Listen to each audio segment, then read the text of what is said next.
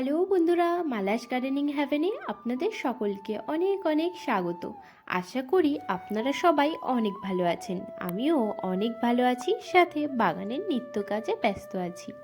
বন্ধুরা, আজকের ভিডিওর থাম্বনেল দেখে বুঝতেই পেরে গেছেন যে আজকে আলোচনা করব একদমই ইনডোর প্লান্টের বিষয়। আমার ছাদ বাগানে প্রায় 10 রকমের ইনডোর প্লান্ট রয়েছে, তো সবগুলো তো একটা ভিডিওতে কভার করা সম্ভব নয়। তো আজকে এই 4 প্রকারের গাছের বিষয়ে আপনাদের সঙ্গে আলোচনা করব, সাথে কিছু বিশেষ পরিচর্যা গাছগুলোর করব, সাথে গাছগুলো প্রোপাগেশন অর্থাৎ ডাল থেকে চারা তৈরি করা বা চারা তৈরির প্রসেসও আপনাদের সঙ্গে আলোচনা করব। এটি দেখুন স্পাইডার গাছ। স্পাইডার গাছটা কত সুন্দর হয়েছে দেখুন। এখানে রয়েছে rhoeo, purple heart, caladium, wandering Jew, আর পিছনে রয়েছে আরও বেশ কিছু স্পাইডারের গাছ। তো চলুন দেরি না করে কাজ শুরু করা যাক। এটি হচ্ছে কলিয়াসের গাছ। কলিয়াসের কিন্তু বিভিন্ন ভ্যারাইটির হয়, এক এক ধরনের গাছের এক এক ধরনের পাতা।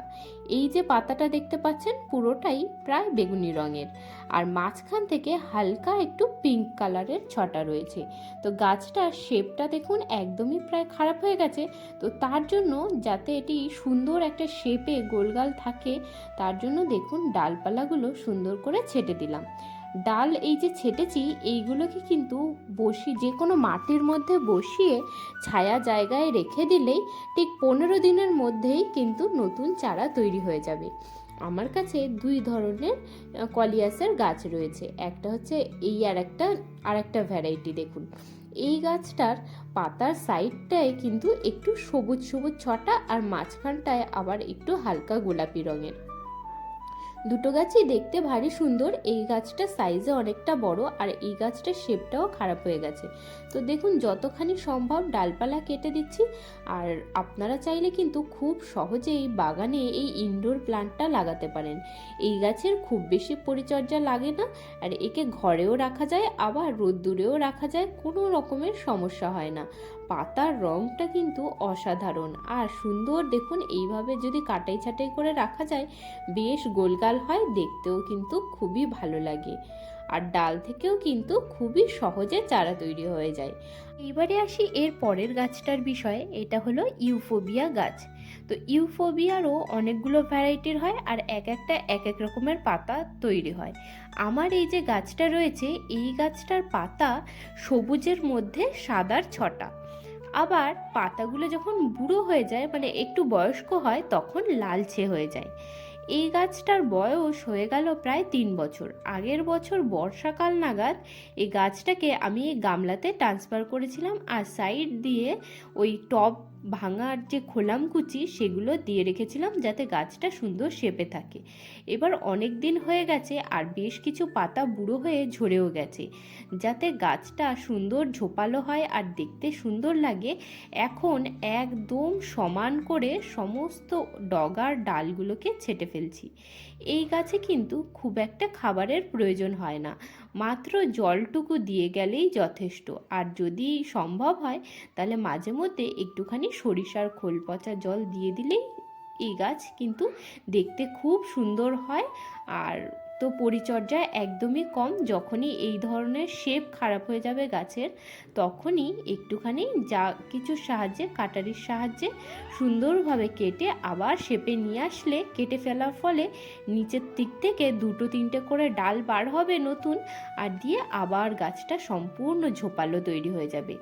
তো যেহেতু আমি সাইড দিয়ে এই যে টব ভাঙার কুচি দিয়ে মাটিটাকে ঢাকা দিয়ে রেখেছিলাম, তো টব ভাঙার টুকরোগুলোকে সমস্ত বার করে নিয়ে গাছের গোড়াটিকে ভালোভাবে খুঁচিয়ে দেব। আর যাতে গাছটা আরেকটু বেশি ঝোপালো হয়ে যায়, যে ডালগুলো আমি কেটেছি সেই ডালগুলোই এই সাইড দিয়ে কিছুটা বসিয়ে দেব, তাহলে পুরো গামলাটা ভর্তি গাছ হয়ে যাবে। তো এই গাছেরও ডাল থেকে কিন্তু চারা তৈরি করা খুবই সহজ। যে কোনো ডাল আপনারা নিয়ে আসুন, নিয়ে এসে হালকা মাটি বা বালির মধ্যে বসিয়ে দিয়ে আর ছায়া জায়গাতে রেখে দেবেন কিছুদিন। 15 থেকে 20 দিনের মধ্যে এই গাছেরও কিন্তু চারা তৈরি হয়ে যায়। এই দেখুন, এই যে কাটা ডালগুলো রয়েছে সেই ডালগুলোকেই আস্তে আস্তে আমি সাইড দিয়ে বরাবর বসিয়ে দেব। কিছুদিনের মধ্যে এখান থেকে চারা তৈরি হয়ে যাবে, আর চারা হয়ে গেলে পুরো টবটা ভর্তি একদম ঝোপালো হয়ে যাবে গাছটাকে, আর টবটাকে দেখতেও কিন্তু ভারী সুন্দর লাগবে। তো আস্তে আস্তে এই সমস্ত ডালগুলোকে ভরে নেব। এই গাছেও কিন্তু খুব একটা খাবার একদমই লাগে না, খুবই সাধারণ পরিচর্যাতে এই গাছটা হয়ে যায়। আর ইনডোর প্লান্ট আপনারা ঘরের ভিতরেও রাখতে পারেন, আবার চাইলে বাইরেও রাখতে পারেন। না এটা রোদ্দুরে কোনো সমস্যা হয়, আর নাই আপনারা ঘরের ভিতর রাখলেও কোনো সমস্যা হবে। খুবই সুন্দর একটা গাছ, খুবই সহজে আপনারাও বাড়িতে এই গাছটা কিন্তু লাগিয়ে ফেলতে পারেন। এরপরে যে গাছটার কথা বলবো সেটা হলো এই গাছটা। এই গাছটার নাম হলো অ্যাগাভ। এই গাছটা কিন্তু দেখতে ভারী সুন্দর হয়, আর এই গাছটা একটুখানি কাটা প্রজাতির। এই গাছের কয়েকটা ভ্যারাইটির হয়, তার মধ্যে আমার কাছে যে ভ্যারাইটি এই যে দেখতে পাচ্ছেন, এটার পুরোটাই হচ্ছে সবুজ রঙের পাতা, আর সাইড দিকে একটা সাদা রঙের স্ট্রাইপ রয়েছে। দেখতে কিন্তু ভারী সুন্দর, আর পরিচর্যা বলতে কিছুই লাগে না। আর এই গাছটার বয়স হলো পুরো 4 বছর। আর এই টবের মধ্যে বসাবার পর থেকে কিন্তু একবারও রিপোর্টিং করিনি। আর এই গাছে এই দেখুন মোটা হয়ে শিকড় একটা বার হয়, আর সেই শিকড়েই এরকম ছোট ছোট চারা তৈরি হয়। আর এই গাছটা থেকে এর আগে আমি একটা চারা আগেই পেয়েছি, আর এখানে দেখুন আরও একটা চারা বাইরে বেরিয়ে এসেছিল, সেটা সবুজ হয়েছে। আর এই সাদা রঙের যে মোটাগুলো দেখতে পাচ্ছেন, এগুলোও কিন্তু চারা। এগুলোই যখন ওপরের দিকে উঠে আসবে, তখনই রোদ্দুর যখন পাবে তখন একদমই সবুজ হয়ে উঠবে।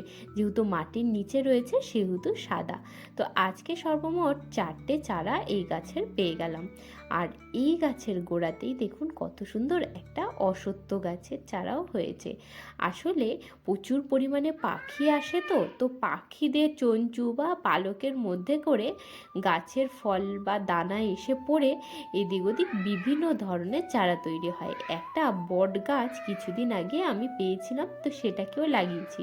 আর আজকে এই অশ্বত্থ গাছটাকেও ফেলবো না, এই গাছটাকেও লাগিয়ে ফেলবো। তো এই অ্যাগাভ গাছটাকে দেখুন গোড়া থেকে সমস্ত মাটিগুলোকে ঝরিয়ে নিচ্ছি, আর যতটা সম্ভব শিকড়কেও কেটে ফেলছি। গাছটা সম্পূর্ণ পরিমাণে রুট বাউন্ড হয়ে গেছিলো। আর এখন নিচের দিক থেকে যতখানি সম্ভব হয় পাতাগুলোকেও কেটে ফেলবো। নিচের দিকের পাতাগুলো এমনি আস্তে আস্তে বয়স হয়ে যাচ্ছে, আর রেখে দিলে একা একাই আস্তে আস্তে শুকিয়ে যেত, কিন্তু তবুও কেটে দিই, আর তাহলে গাছটা একটা সুন্দর শেপে থাকবে। আর অনেক বছর পরে, প্রায় ধরো 10-15 বছর পরে এই গাছ থেকে কিন্তু ফুলও বার হয়। আপনারা জানেন কি না জানি না, তবে অ্যালোভেরা গাছে যেমন ফুল হয়, এই গাছেও মোটের উপরে তেমনই ফুল হয়। গাছ বড় হতে থাকলে একসময় এই গাছ থেকেও আমি ফুল পাবো। তো এই দেখুন গাছটা শিকড় কেটে নিয়েছি, আর যতখানি সম্ভব হয়েছে পাতাকেও কেটে ফেলেছি। এবার টব রেডি করে গাছটিকে বসিয়ে দেওয়ার পালা। নিচে ড্রেনেজ হোলটা যাতে ভালো থাকে তার জন্য নিচে দিয়ে দিলাম বেশ খানিকটা খড়। খড়ের ওপরে যে সমস্ত গাছগুলো ডালপালা ছাঁটলাম সেই গাছের ডালপালাগুলোকে দিয়ে দিলাম, আর মাটিটার মধ্যে কিছু পরিমাণে নিম পাতা মিশিয়ে নিলাম, যাতে মাটিটার মধ্যে পোকামাকড়ের উপদ্রব খুব বেশি না হয়। আর মাটিটা অলরেডি দেখুন একদমই কালো রঙের রয়েছে, আর মাটিতে প্রচুর পরিমাণে পুষ্টিও রয়েছে। আর যেহেতু সবজির খোসা আর মানে গাছের পাতা অনেকখানি ব্যবহার করেছি, সেহেতু আর নতুন করে এক গাদা সার, গোবর সার বা অন্য কিছু সার পাতা ব্যবহার করলাম না। এই মাটিটা দিয়েই গাছটিকে বসিয়ে দিচ্ছি।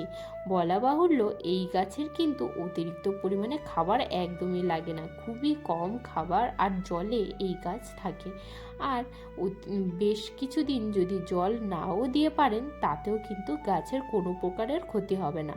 পাতাগুলো একদম মোটা মোটা, আর ভিতরটায় প্রচুর পরিমাণে রসালো, তার জন্যই বোধহয় গাছে অত বেশি জল লাগে না। অনেক দিন জল না দিলেও গরমকালে তবুও কিন্তু এই গাছ নাই নুয়ে পড়ে, নাই কোনো সমস্যা সমস্যা হয়। গাছটির সাইডে পাতার কিনারায় প্রচুর পরিমাণে কাঁটা রয়েছে, তার কারণে যতবারই একে জল দিতে যাই ততবারই একবার করে কাঁটার খোঁচা আমি খাই। তো এবার চলুন পরের গাছটাকে লাগিয়ে ফেলা যাক। এরপরে যে গাছটা লাগাবো তার নাম হলো ডিসচিডিয়া। ডিসচিডিয়া কিন্তু একটা হ্যাঙ্গিং প্লান্ট। গাছটা দেখতে খুবই সুন্দর লাগে। ব্যালকনিতে আপনারা যে কোনো টবের মধ্যে মাটি, বালি আর এইভাবে খড় মিশিয়ে সাধারণ একটা মিডিয়া তৈরি করে তার মধ্যে বসিয়ে দিতে পারেন, সেখান থেকেই কিন্তু গাছ হয়ে যায়। আর এই গাছ কিন্তু পাতাও যদি আপনারা দুটো একটা কোথাও থেকে সংগ্রহ করতে পারেন তাহলে তার থেকেও কিন্তু গাছ তৈরি হয়ে যায়। প্রায় 2 মাস আগে আমি এই গাছের ডালটা এই ভাঙা বাটিটার মধ্যে বসিয়ে দিয়েছিলাম, একটা ছোট্ট ডাল নিয়ে এসেছিলাম। আর সেখান থেকেই দেখুন গাছ তো তৈরি হয়ে গেছে, নতুন একটা পাতা বার হয়েছে। আর দেখুন গাছটার শিকড়ও কিন্তু খুব ভালোভাবে গজিয়ে গেছে। তো এখন এর প্রয়োজন একটুখানি বড় জায়গার। তো একটুখানি বড় জায়গাতে আমি বসিয়ে দিলাম। আর এই যে বড় ডালটা, যে ডালটা পুরনো নিয়ে এসে বসিয়েছিলাম, সেই ডালটাকেই আমি কেটে ফেললাম। আর এখান থেকে আরও কিছু নতুন গাছ তৈরি করব। তো দেখুন কেটে নিয়ে আমি পুরো ডালটাকে দুটো ভাগে ভাগ করে নিয়েছি। এবার একটাকে আমি এই টবের এই সাইডে বসিয়ে দেব, আর আরেকটাকে আবারও ওই পুরনো বাটিটার মধ্যে বসাবো। এই দেখুন এইভাবে এই যে সাইডের ডালটা দেখতে পাচ্ছেন এটা নতুন বার হয়েছে, আর পুরনো ডালটা যেটা থেকে শিকড় বার হয়েছে সেটাকেই আমি কেটে ফেললাম। এটাকে যে বসাবো এই গাছের প্রত্যেকটা জয়েন্ট থেকে শিকড় বার হয়। তো তার জন্য এই দেখুন গোল করে রাউন্ড শেপে বসিয়ে দিয়ে মাটির ওপরে হালকা মাটি দিয়ে চাপা দিয়ে দিলাম। এবার খালি পাতাগুলোকে বার করে দেব, আর ওর যে গিঁটগুলো মাটির নিচে যেগুলো রয়েছে সেখান থেকেই কিন্তু শিকড় বার হয়ে নতুন চারা তৈরি হয়ে যাবে। ইনডোর প্লান্টগুলো লাগানো হয়েছে। এবার ওই যে গাছের গোড়া থেকে অশ্বত্থ গাছটা পেয়েছিলাম সেটাকে আর ফেলে দিয়ে কি কাজ, এটাকে এই একটা ছোট্ট গ্রো ব্যাগ নিয়ে এসেছি, এর মধ্যেই বসিয়ে দিই। এই অশ্বত্থ গাছও কিন্তু আমার বাগানে আগে থেকেই একটা বনসাই গাছ তৈরি করা আছে। আর এই ছোট চারা দিয়ে ছোটবেলা থেকেই যদি গাছটাকে সুন্দর করে রেডি করা যায় তাহলে কিন্তু খুব সুন্দর বনসাই তৈরি হয়। তো দেখুন গাছটার ডগা থেকে পাতাটাকে ছেটে ফেললাম আর এইভাবে বসিয়ে দিলাম। আর শিকড়ের শেপটা তো আপনারা দেখতেই পেলেন, খুবই সুন্দর একটা শেপ আছে। তো দেখা যাক কতদূর কি করতে পারি। তো এবার এই যে গাছের চারাগুলো বার করেছিলাম সেগুলোকে আর ফেলবো না, বসিয়ে দিই এই গ্রো ব্যাগটার মধ্যে। সবগুলোকে একটার মধ্যেই বসাচ্ছি, আলাদা আলাদা করে বসাতে পারলে ভালোই হতো, কিন্তু এখন আমি আর আলাদা করে এই গাছ বাগানে বাড়াতে চাইছি না। অলরেডি একটা ছোট চারা রয়েছে, আর এই চারাগুলো মাত্র বসিয়ে রাখছি। আমি আমার বন্ধু বান্ধব বা আশেপাশের লোকজনকে জিজ্ঞাসা করব, কেউ যদি লাগাতে চায় তাদেরকে দিয়ে দেব। এই গাছগুলোকে খালি এখন আমি বাঁচিয়ে রাখার জন্য এই টবটার মধ্যে বসাচ্ছি। তো দেখুন সমস্ত গাছগুলো বসানো হয়ে গেল। এবার দিয়ে দেব গাছের মধ্যে ভালো করে জল। যেহেতু এক্ষুনি কাটাই ছাটাই করেছি সেহেতু গাছগুলোকে এক্ষুনি ডাইরেক্ট রোদ্দুরে রাখবো না, কিছুদিন ছায়া জায়গাতে রাখবো, তারপরে আস্তে যার যার নিজের নিজের জায়গাতে বসিয়ে দেব। এই দেখুন সমস্ত গাছগুলোতে ভালোভাবে জল দিয়ে দিতে হবে এখন, দিয়ে তারপরে রেখে দেব। এই দিকে দেখুন গোলাপ ফুলের গাছটার গোড়ায় ভারী জঞ্জাল হয়ে গেছে, কাল ভাবছি এগুলোকে পরিষ্কার করে দেবো। আর সন্ধ্যামল্লিতি গাছেরটাতেও ফুল চলে এসেছে। আর এই যে গাছটা দেখতে পাচ্ছেন এটি হচ্ছে স্যানসেভেরিয়া বা ড্র্যাকেনা গাছ। এটা একটা খুবই লো মেনটেনেন্সের গাছ, আর এই গাছটা আমার বাগানে রয়েছে প্রায় 4 থেকে 5 বছর হতে গেল। মাত্র 2টো ডালই লাগিয়েছিলাম, তো সেখান থেকে এখন হয়ে গেছে 5টা ডাল। তো সব কটা ডালকেই বার করে নিয়ে আগের দিন গাছের গোড়া থেকে এই বালতিটার মধ্যে বসিয়েছি। মিডিয়া তৈরি করেছিলাম কিভাবে আর কিভাবে বসিয়েছিলাম সেই ভিডিওটা অলরেডি আপলোড করা আছে। আর এবার ডালগুলো যেহেতু এদিক ওদিক ছড়িয়ে ছিটিয়ে ছিল সেহেতু এই সব কটা ডালকে সুন্দর করে বেঁধে রেডি করে নিলাম। তিনটে ডালকে বেঁধে বেনুনির আকারে তৈরি করেছি, আর দুটো ডালকে একদম পেঁচিয়ে সোজা দাঁড় করিয়ে রেখেছি। এবার গাছগুলো যেহেতু নড়ে পড়ছে, সেহেতু মাটি ও একটুখানি গোড়াতে দিয়ে দিলাম, যাতে গাছের ডালগুলো একটু সোজা হয়ে থাকতে পারে। তো দেখুন, এখন দেখতে কিন্তু বেশ ভালো লাগছে। শেপ দিয়ে দিয়েছি যে কত সুন্দর। আর নিচের দিক থেকে আরও দুটো ছোট ছোট ডাল বার হচ্ছে, ওগুলো যখন বড় হয়ে যাবে একটু, ওদের দুটোকেও সুন্দর করে শেপ দিয়ে দেব। তো বন্ধুরা, আজকের ভিডিওটা আমি এখানেই শেষ করছি। আপনাদের সাথে দেখা হচ্ছে আবার পরের ভিডিওতে। আপনারা সবাই ভালো থাকবেন, সুস্থ থাকবেন, আর প্রত্যেক দিন নিত্য নতুন গাছ লাগাতে থাকবেন। আর গার্ডেনিংয়ের বিষয়ে কোনো প্রশ্ন থাকলে আমাকে কমেন্টে অবশ্যই জানাবেন। টাটা বন্ধুরা।